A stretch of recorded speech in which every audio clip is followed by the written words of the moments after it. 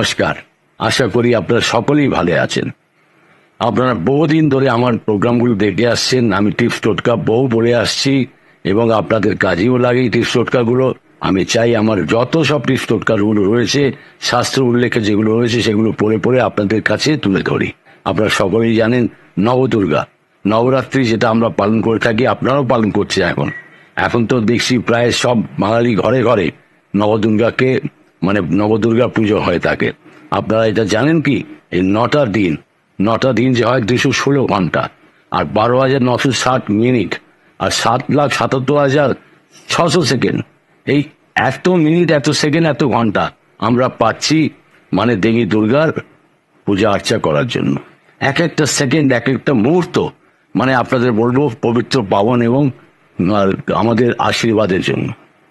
আপনারা সুন্দরভাবে দেবী দুর্গাকে ঘট পাতেন, ইত্যাদি সবকিছু করেন, বিধি পালন করেন। কিন্তু ঘটনা হচ্ছে যে আমি আপনাদের কাছে যারা নতুন দেখছেন তাদের কাছে এটাই জানাবো যে নবদুর্গা নটি দেবী দুর্গার রূপ, নটি রূপ এবং তার আলাদা আলাদা নাম। প্রথম 3টে নাম আলাদা, তারপর 3টে আলাদা, তারপর লাস্টে 3টে আলাদা। এই 9টি দিন এত পবিত্র পাবন হয় যে দেবী আমাদের উপরে ভীষণভাবে প্রসন্ন থাকেন। সমস্ত ঘরে, আমি বলবো সমস্ত ঘরে, সমস্ত পৃথিবীবাসীদের উপরে উনি একটা আশীর্বাদের হাত দিয়ে চলে যান। সত্যি কথা, আমরা যে অপেক্ষা করে থাকি সারা বছর যে দিনগুলো কবে আসবে।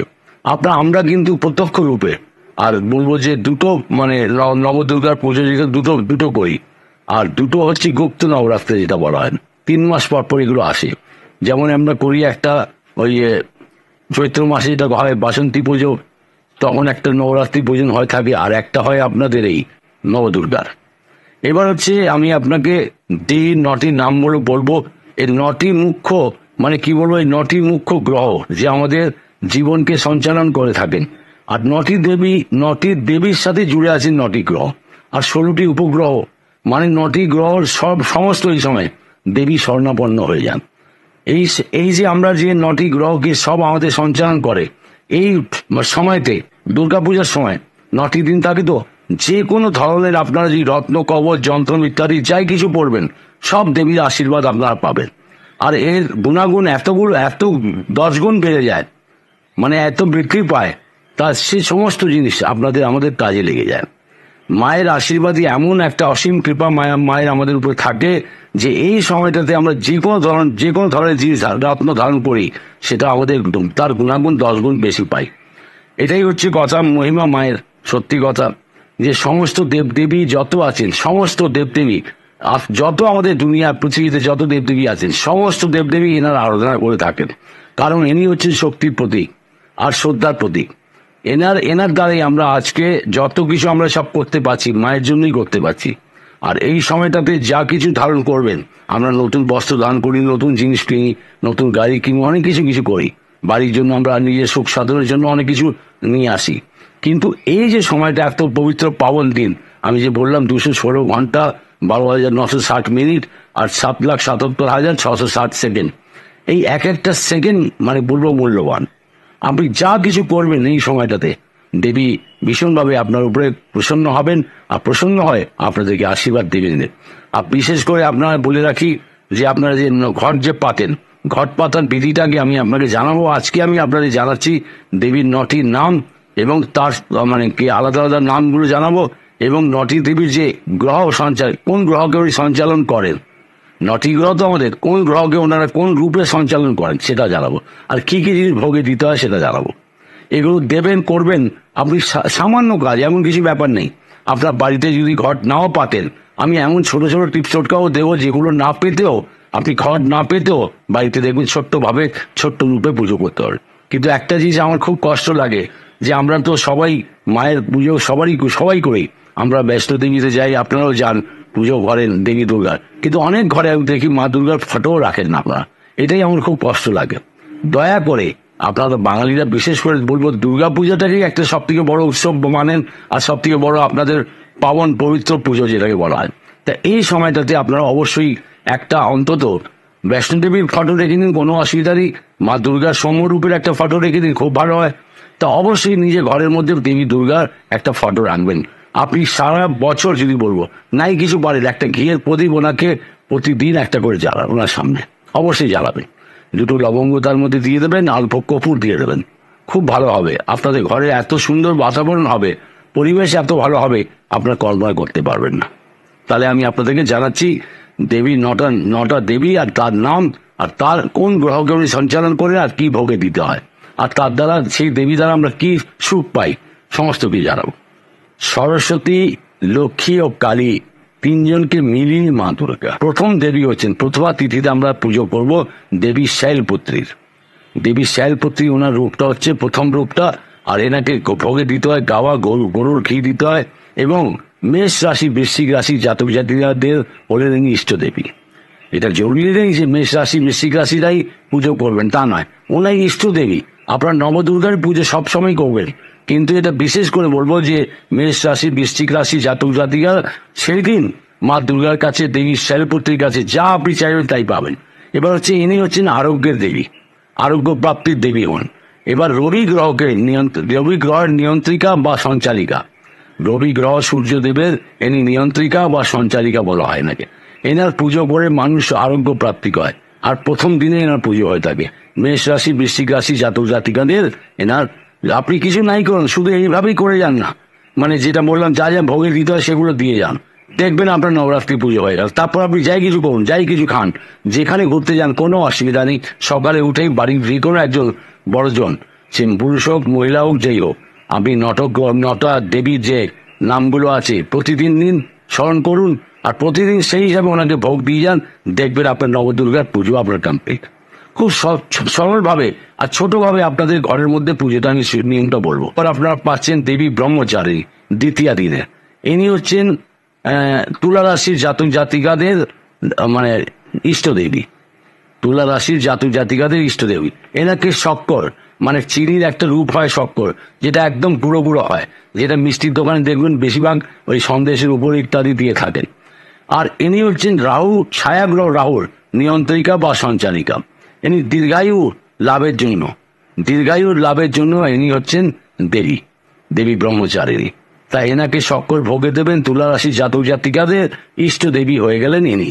দেবীর চন্দ্র ঘণ্টা, তৃতীয় দিনে পুজো হয়ে থাকে দেবীর চন্দ্র ঘণ্টার, এনাকে ভোগে দিতে হয় দুধ আর চিনি আপনি এনাকে ভোগে দিন। আর কন্যা রাশি মিথুন রাশির জাতক জাতিকাদের ইষ্ট দেবী হলেন সমস্ত দুঃখ কষ্টকে হরণ করার দেবী কেতু, ছায়াগ্রহ কেতু গ্রহের ইনি হচ্ছেন সঞ্চালিকা বা নিয়ন্ত্রিকা। ইনি কেতু গ্রহকে সঞ্চালন করেন দেবীর চন্দ্র ঘণ্টা।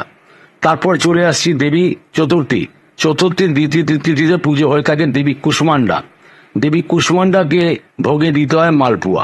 আপনি মালপুয়া বাড়িতেও রেডি করতে পারেন, আপনি মালপুয়া বাজার থেকে নিয়ে আসতে পারেন, কোনো অসুবিধা নেই। চতুর্থী তিথিকে এনাকে ধনু রাশির জাতক জাতিকাদের ইষ্ট দেবী হলেন, আর চন্দ্র গ্রহকে সঞ্চালন করে থাকেন বা নিয়ন্ত্রণ করে থাকেন। এবার এনি হচ্ছে নির্ণয় শক্তির বিকাশ দেন। আপনি হয়তো কোনো নির্ণয় নিতে পারছেন না, শুধুমাত্র আপনি দেবী কুষ্মান্ডা দেবীকে মনে করুন, আপনার নির্ণয় শক্তিটা বেড়ে যাবে। এনি হচ্ছেন এই ধরনের দেবী। কুষ্মান্ডা কাকে বলা হয় জানেন? কুষ্মান্ডা বলা হয় কুমড়োকে, অ্যাকচুয়ালি কুশকে কুমড়ো বলা হয়। তা এর মধ্যে যে বীজগুলো থাকে তার মধ্যে এত শক্তি থাকে যে মানুষকে মনস্কামনা আর নির্ণয় শক্তি নেবার, যখন মানুষ খায় এই ফলটাকে মানে এই সবজিটাকে, তখন ভীষণভাবে তার নির্ণয় শক্তি নেবার ক্ষমতাটা 10 গুণ বেড়ে যায়।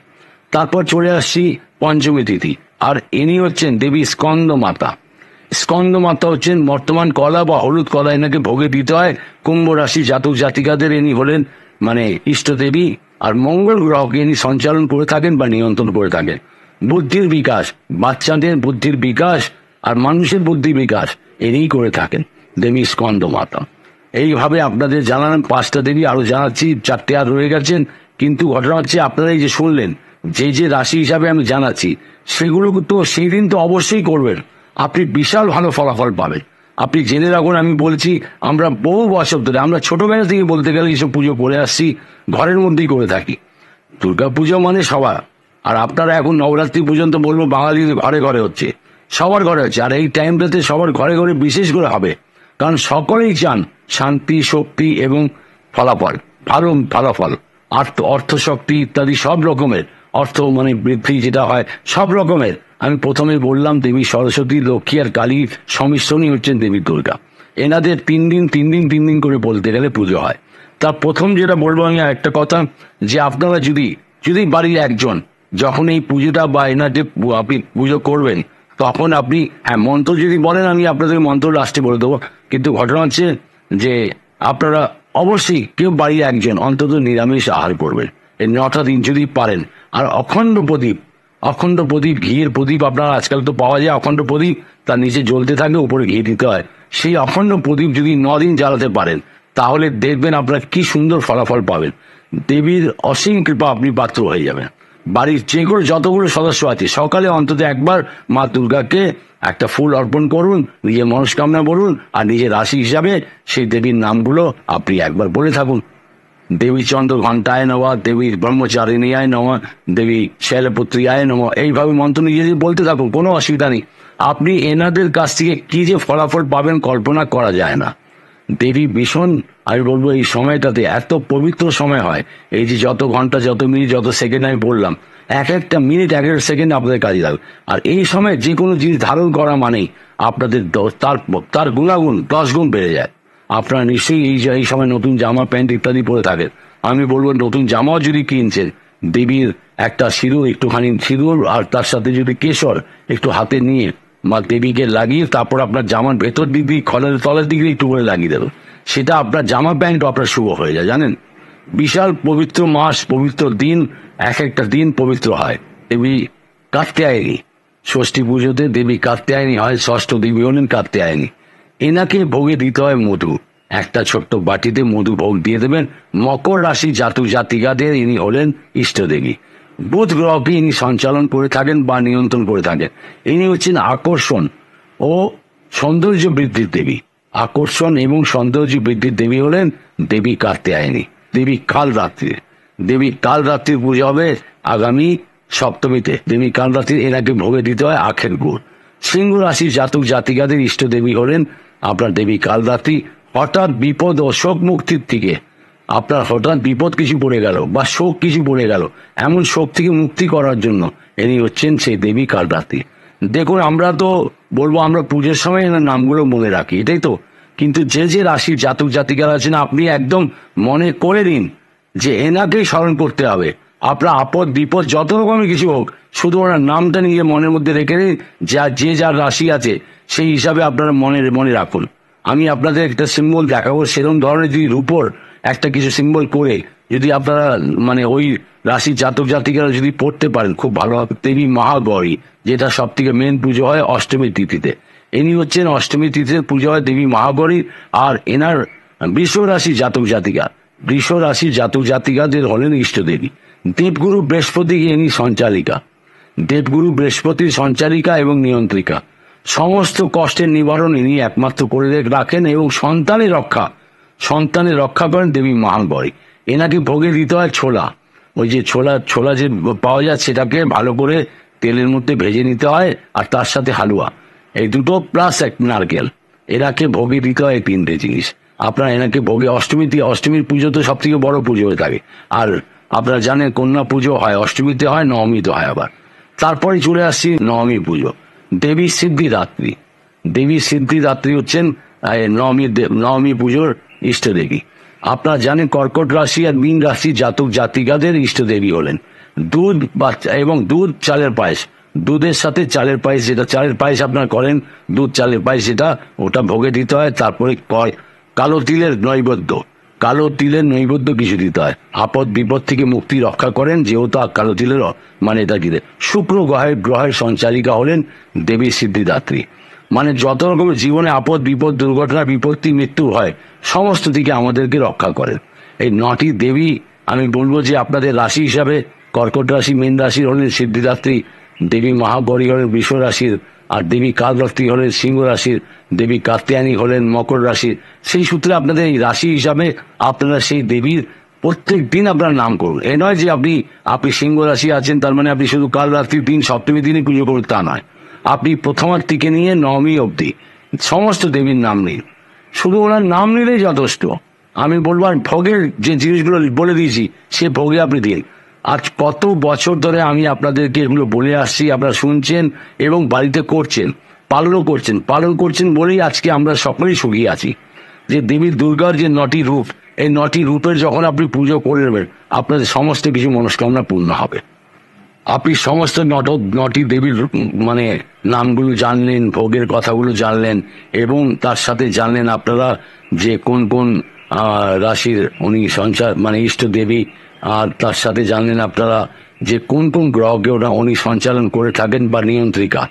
আমি এর সাথে বলবো যে একটাই মন্ত্র, ওম ঐং হ্রিং ক্লিং, ওম ঐং হ্রিং ক্লিং চামুন্ডায় বিচ্ছে। এই মন্ত্রটা হচ্ছে দেবীর মন্ত্রের দেবী দুর্গার মন্ত্র, ভীষণ পাওয়ারফুল মন্ত্র। ওম ঐং হ্রিং ক্লিং, ভালো করে শুনে নিন, ওম ঐং হ্রিং ক্লিং চামুন্ডায় বিচ্ছে। এই মন্ত্রটাকে আপনি পাঠ করুন 9 দিন, আপনি যতবার খুশি পাঠ করুন। আমি বললাম যে এক একটা দিন, এক একটা সময়, এক একটা মিনিট, এক একটা সেকেন্ড আপনাদের জন্য কার্যকরী। মা দুর্গার অসীম কৃপা আপনারা পাবেন আপনাদের ঘরে ঘরের মধ্যে। মা দুর্গা আসুক, এটাই আমি আশা করি। আর হ্যাঁ, একটাই কথা আমি আপনাদের কাছে রিকোয়েস্ট করব যে অন্তত একজন বাড়ির যদি যারা বৃদ্ধ মানুষ বা স্ত্রী বা পুরুষ যে আছেন, 9টা দিন নিরামিষে আহার করবেন। আর যদি নাও করতে পারেন, ধরুন যদি পারলেন না, আপনাদের অষ্টমী তিথিতে অনেক কিছু রান্না হয়, নবমী তিথিতে অনেক কিছু রান্না হয়, ঠিক আছে, সব খান। সকালে এগুলো করে নিন, তারপর আপনি বিকেলে সন্ধ্যেবেলা যা কিছু খাবার খান, কোনো অসুবিধা নেই।